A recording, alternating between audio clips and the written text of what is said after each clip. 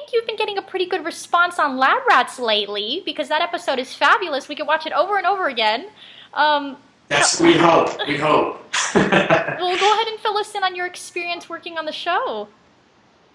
Oh man, it's been a great time. I've been around Los Angeles for a number of years now, doing this, that, and the other thing, and I would have to say that my experience on Lab Rats is by far the most fulfilling one that I've had out here in Los Angeles, and it's just a joy. I've been on set for several episodes. That was a kind of a two-parter, so it was a nice 2-week stretch that I was on, and then the one before that, we got one coming out this week, and so I've got to spend a lot of time with the kids on the set, the crew, and everybody's just so wonderful. It's a really supportive environment, and a place where you know you're encouraged to be really creative and let go and have a lot of fun. So it's been great. Yeah, I mean, but what cooler kids show is there around than a show based on like Bionics and so like advanced like that? It's so neat.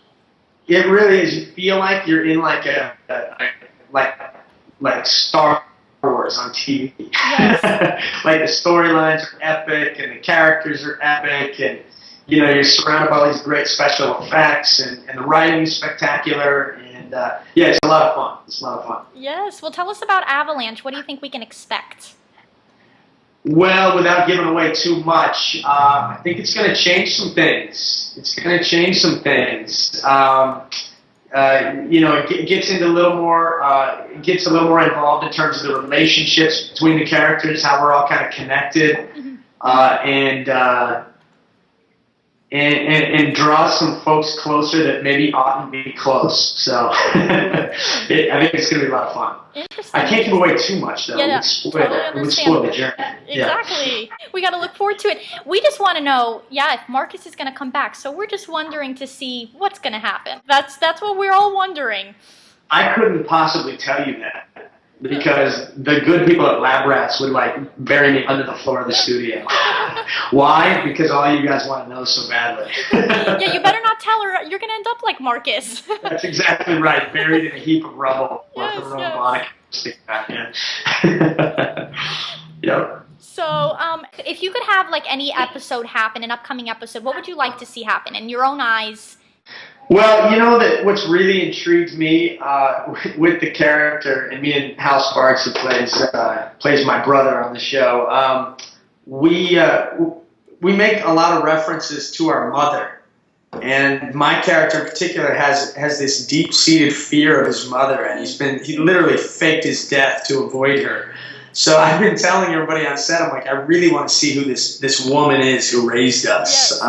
That would be a lot of fun to kind of go down that road. Who would you like to have play your mother?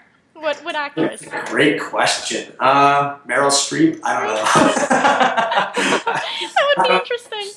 Yeah, I don't know. And then the other thing that makes me curious is, you know, I would love to run into Principal Perry as well. Yes. She's another great character and a great actress, a wonderful person. I actually crossed paths with her in a sort of a movie reading we did some years ago, and we showed up on set. And I'm like, I know you. And so that would be fun to see those characters cross paths. Yeah. Her character is just absolutely hilarious. She is a great addition to the show. She's great. Yes, absolutely. Brings it up a notch for me. Sure. Yeah. Well, there's so many ways this like episode and any upcoming episode can go. It just so many possibilities. I'd like to see anything happen. That would be great. You know what? And I think you know, when I came on board, you know, I went through the audition process like any other. You know, I was excited by what I was reading in terms of the audition script and everything. But I had no idea till I arrived on set how significant a character it was to the overall storyline, and you know how it really weaves into all of their lives and so forth. So there's a number of ways it could go, and to be honest with you, I'm not all that clear where it's going either. So it's gonna be fun to find out. Yes, and exciting that they just got renewed for season 3. So that's great too. Absolutely, well deserved. I actually sent the crew a little email congratulating them. I think we're very much as their show. I'm kind of like a guest on it. So it's so honored to be a guest on something like this. But yeah, I mean, it really, as I mentioned earlier, it really couldn't be a nicer bunch of people, from the director to the writing team to the actors on set. There just is nobody and no group of people that deserves that more, and I hope it just keeps going and going for them. I agree, definitely.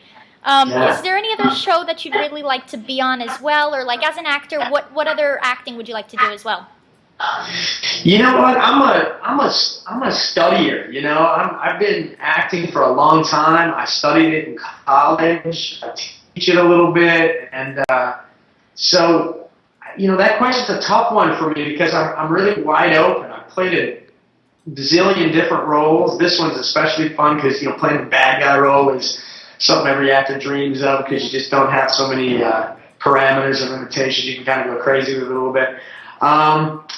What shows do I want to be a part of? Man, I would like to do some edgy show on FX maybe. That would be kind of fun. I like a lot of their programming. HBO does a lot of great work. I wouldn't mind putting on a suit of armor and like battling it out with somebody on Game of Thrones or something. That'd be kind of fun. Yeah.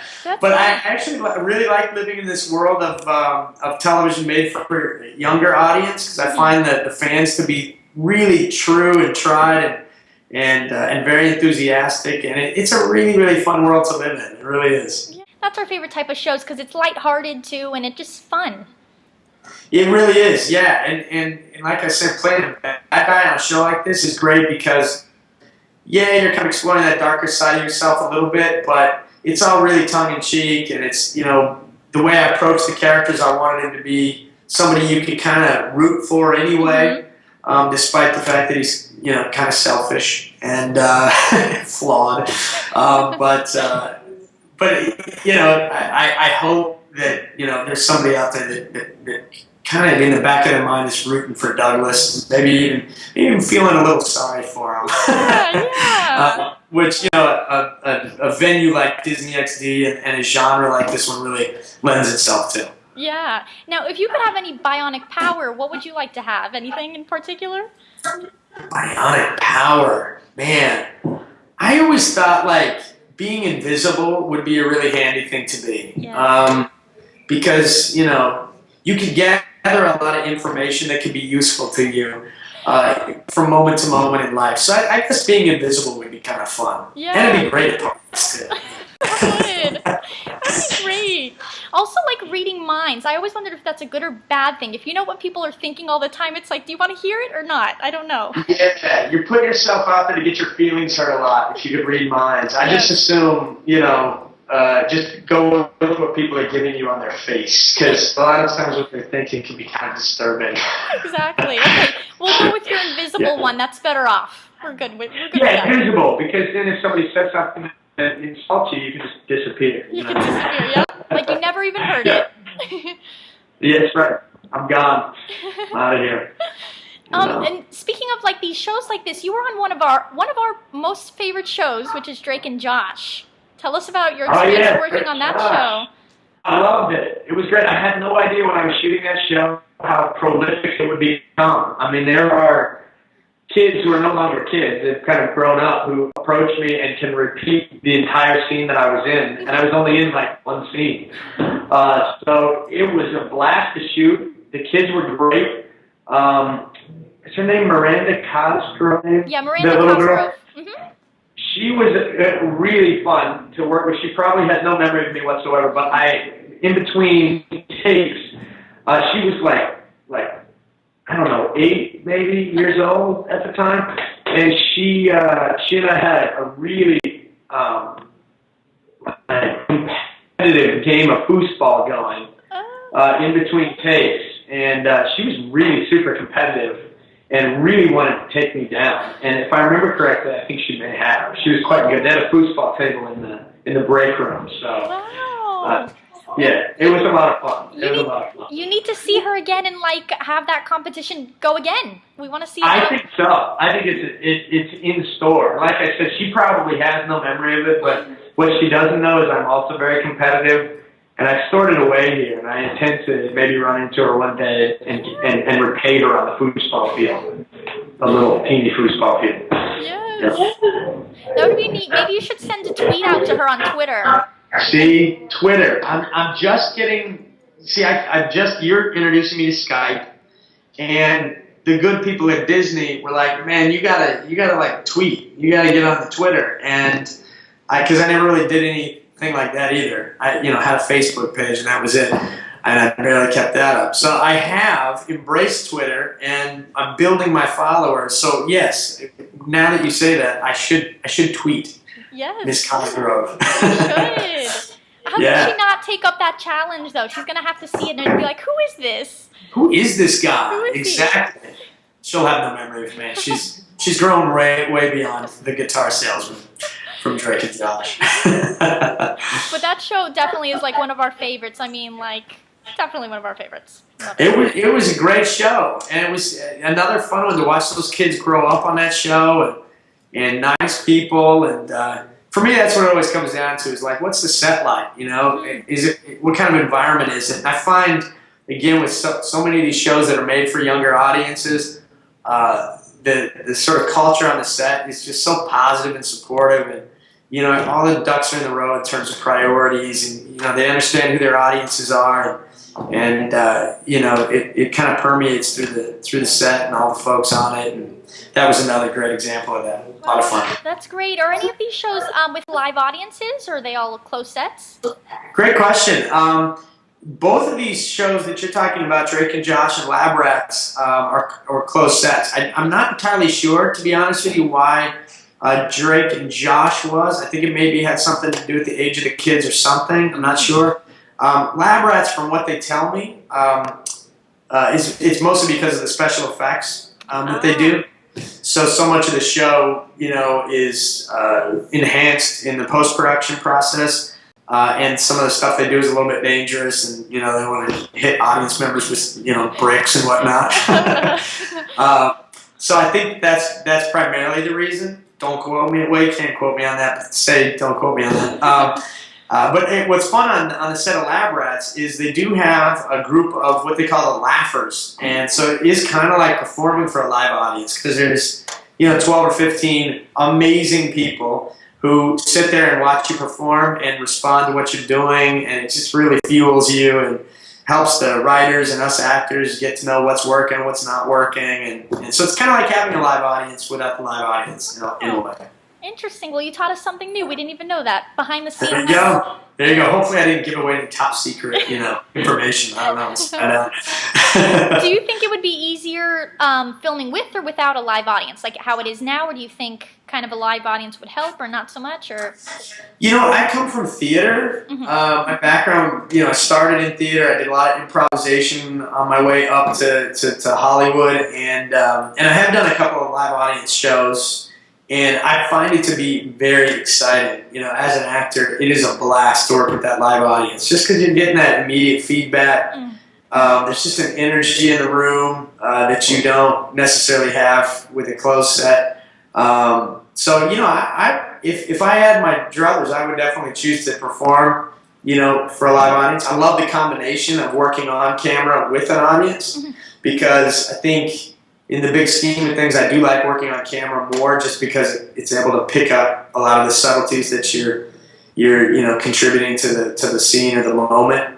But it's great. It's great when you can marry the two worlds and have both.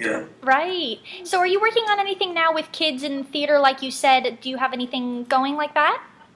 You know what? I'm a co-creator and a partner in a company called Discovery on Stage. So we. On my off time, my partner, incidentally, is the promotional voice for Disney XD. He does all the coming up next on Disney XD. And so he and I partnered up a number of years ago in order to kind of fill our summers, because actors are not so busy in the summertime, you may or may not know. It's kind of a dead time of year. So we were just kind of bored, and we were like, man, we both like acting, we love teaching, we love being around young people, and so we started a summer camp. And we taught improvisation, acting, writing, stage combat, all kinds of cool stuff. And since it really kind of grew way beyond what we imagined it would. So each year we hold a summer camp in Burbank, and we this year hosted about 100 kids. we made films, we wrote original scripts with them, we did sword fighting and stage combat, hired about 25 teachers to come help us out, and we run some programs throughout the year as well. So it's a great complement to my acting career. It keeps me, connected to the art of acting, the craft of it, and most importantly to young people who really inspire me and help me to keep my mind off myself and onto somebody who's much more important, like them, because they're the future.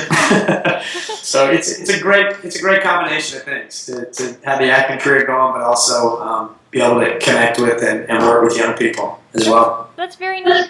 Do you think theater is good for anybody? Can they get into it, or do you think it has to be kind of like talent-based and you kind of have to have that talent to work off on, or can anybody just do it? Do you know what? I don't really. I tell my students this all the time. I don't really believe in that word talent. Really, I think talent is really, if you break that word down, it's a combination of will. Do you want to do it? Right.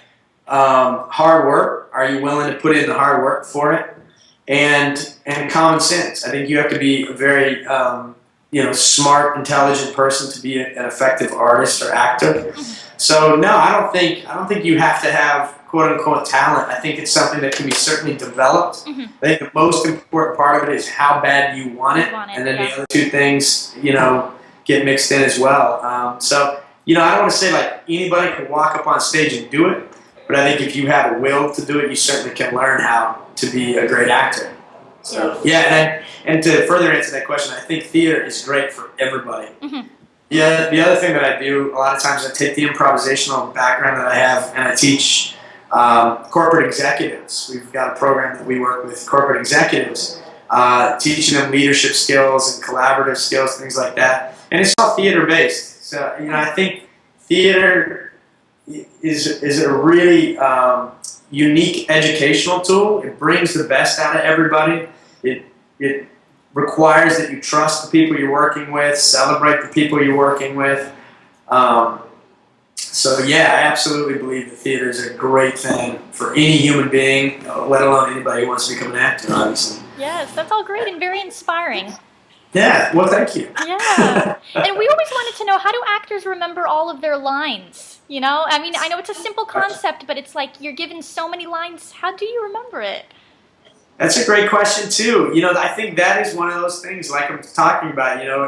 As an actor, you got to have the will to do it, and you have to have the work ethic. And I think when you combine those two things, you're going to develop a system for yourself. Every actor, I think, approaches it differently.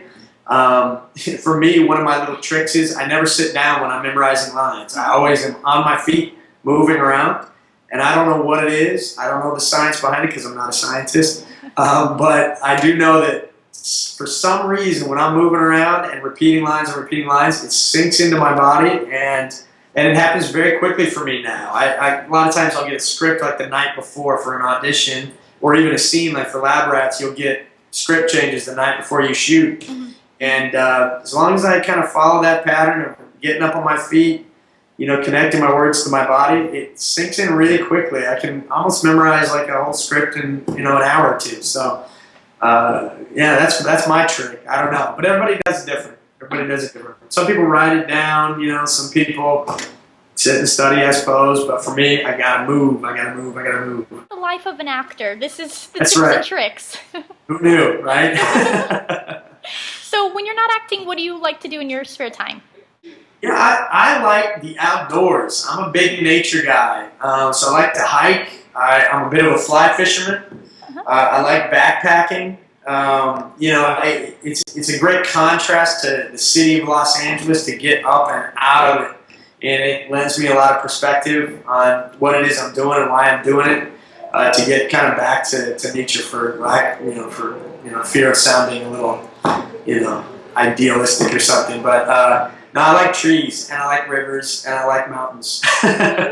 So I grew up in Colorado, actually. So yeah, it's kind of in my blood, in my veins. Every year I go back. My folks have a house up in the mountains there, so that's where I retreat to, and that's what I like to do in my spare time for sure. What other commercials have you worked on? Most famously, a few years back, I did a series of commercials for Burger King where I had little tiny hands, and they did some sort of post-production thing to my hands and made them look really small. Which actually I don't have that small of hands, but in the commercial they're really, really tiny. We did about 4 of those. You can find those on YouTube if you want to check them out. I'll have to check those out. I had my guitar salesman hair from Drake and Josh, so it's like longer, crazier. And then I don't know. I've done a whole bunch of commercials. I did a Carl's Jr. spot where I was like a cab driver from Philadelphia that spoke with such a thick accent they like subtitled it. Oh shoot, I don't know, a whole bunch of commercials. Very neat. Budweiser commercials. Yeah. But you know what? Those restaurant ones are the most popular. Like, a lot of people watch those in food. Everybody loves food, so you can't go wrong. It's true. It's true. It's about when you book a commercial that's for fast food, pizza, or beer, you know you're doing pretty good because they're probably going to run it during a sporting event. Yes. Which is the only time people can't fast forward their TV anymore. So that's the perfect acting job for an actor, Yes. You want people watching those commercials. Exactly. I never thought about that. People can fast forward commercials every day, but not during those football times. That's right. Not if you're going to watch it live. You got to put up with the commercials. Yes. You got to put up with my face occasionally. Now, do you get recognized often from different things that you've been in? Not that much. I think, from time to time, my students certainly recognize me from the Nickelodeon stuff and the Disney stuff. And it's happening a little bit more now. I mean, Lab Rats, is... It's been a while since I've played a character that has elicited such a response from folks. So I'm definitely getting some looks. What's funny about Lab Rats is a lot of the young people who recognize me don't want to approach me because they think I'm mean. Oh, no. So they kind of look at me like, don't be mean to me. So a little bit. And, when you have a project like that Burger King series of commercials, certainly people were noticing me from that, and but I think my characters are varied enough that I play a lot of really different things. I just played like an investment banker on Bones, and I had my hair all slicked back, and I'm in a business suit, and so I think a lot of times they just don't recognize me because I kind of move around a lot, which is kind of in a lot of ways a blessing as an actor to get to play such a broad range of characters. Being kind of an average-looking, standard-looking dude, I get to, play a lot of different stuff, so it's fun. That is cool, though, the job of an actor, just getting to be so many different people and dressing up and doing different things. That's neat. Very neat. It's a lot of fun, like I tell a lot of folks, my students and stuff, acting really is about exploring like all the different facets that make you, so I don't think you can be a good actor unless you're being truthful. But I'm obviously not a like villainous psychopath like I am in Lab Rats. But there's a piece of me that can be aggressive and can be selfish and can be pushy and so it's a fun sort of exploration of self to be an actor, is to kind of like pull that uglier side of you out and explore it a little bit, and then kind of put it away and maybe pull that more vulnerable, wounded side of you out for some other character, some, aggressive side of you or whatever. It's a lot of fun. And then, the costumes and the sets and all that kind of stuff too, it just takes you back to being a kid. I mean, ultimately, all kids are great actors because they got these great imaginations. They can freely put themselves in a million different worlds in just an afternoon. And so, as a grown-up, it's really fun to go back to that feeling of being a kid again. And when you walk on set, I'm looking around on the set of Lab Rats and going, check out my layer. This is pretty awesome. Who has a layer? I know. I got a layer this week. It's pretty cool. It is. So, can I stay here? Can I keep this? Can I take it home? The whole thing? Exactly. You want to take chunks of it. I try to not to do that, mostly because I don't have room in my house for my layer, but it's, you're tempted for sure. Exactly. Well, Well, so since you were little, has this always been a passion of yours to be an actor? Like when you were little watching TV yourself, did you say one day I'm going to be on the big screen, or was that what you wanted to do? You know, I really didn't. I had no idea I ever would want to be an actor until I was about a junior in high school. Oh. In fact, when I was a kid, I was pretty shy and, you know, very happy to just play in a corner by myself. I was very imaginative. I created all kinds of weird characters and scenarios, and I definitely engaged in that kind of play, that imaginative play. But I was happy to be solo and not in front of anybody and by myself. My junior year of high school, I was doing a project for our Shakespeare unit, and we were supposed to get up with a group of folks and sort of, you know, act this little scene from Julius Caesar. And none of my group showed up, so it was just me that day. And my teacher was like, "Oh, you can do it another day if you want. We'll wait for those guys to come back." And I was like, "No, we can do it today." She's like, "What do you mean?" I was like, "I'll just do all the characters." Wow. And I got up and I did all the, because I love Saturday Night Live and I love that kind of stuff, watching it. So I got up and I did Julius Caesar with like 10 different voices, and one guy was from New York and one was from the South, and I did a woman and all these different things. And my teacher was like, "Why aren't you in the theater program?" And I was like, I don't want to perform in front of anybody." She's like, "You have to." And she literally forced me to audition for the play. And one thing led to another, and I realized you could actually major in such a thing in college, and so I got really excited about that. I told my folks. I was very lucky to have a very supportive family, and they encouraged me to chase after it. Because once I found it, I knew that's what I wanted to do forever, and I have chased it like a dog in a bone for a long time now. So Wow. I refuse to give up. Well, it must not be work for you, because if you love what you do, then it's not work technically. So. You know what? That is a fact. That is a true fact. And honestly, I've been very lucky for about, 15 years or so. I have not had to work a day of my life, and that's to say I do work hard, but I don't feel it, because everything that I'm pursuing, I'm very much passionate about.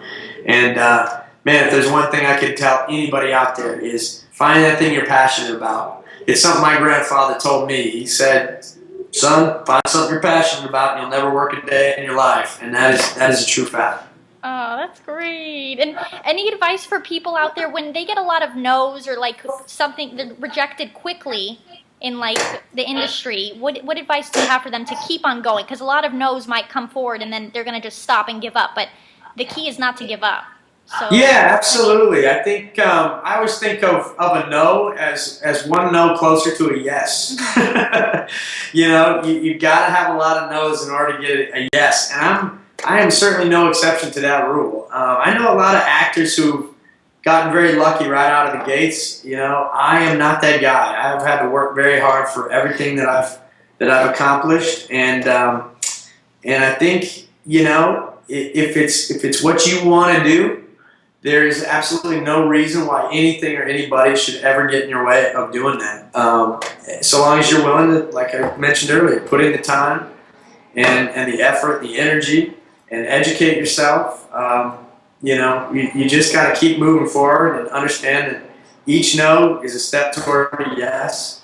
And learn from your no's too. That's the other thing. Is each no you get, oftentimes those no's have nothing to do with you. Yeah. It has to do with, you know, the other 500 reasons why, you know, you're not right for the part, or you don't fit the bill, or whatever. But sometimes they do have to do with you. Maybe you didn't prepare, you know, well enough. Maybe your approach was not appropriate to the show. Maybe you didn't do your research, whatever. So each time you get a no, you got to ask yourself, what part of that no can I control?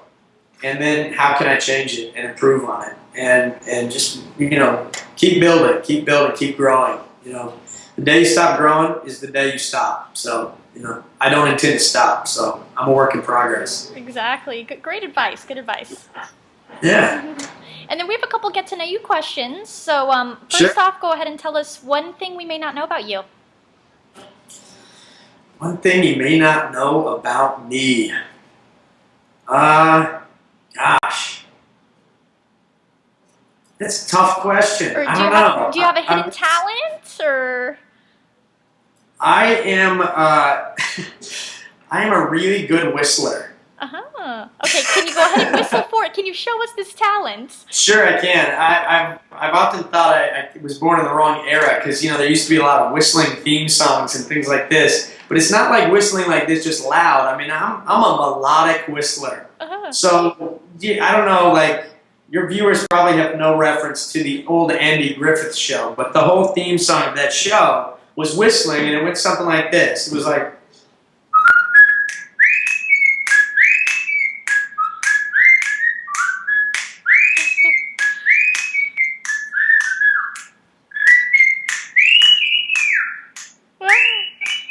There you go. Great! Round of applause. It's kind of a lost art form, really. Nobody whistles anymore because nobody works in a field anymore, and that's where people whistle. But not that many people have that talent and can do that. Like, whistling is just, like you said, kind of gone.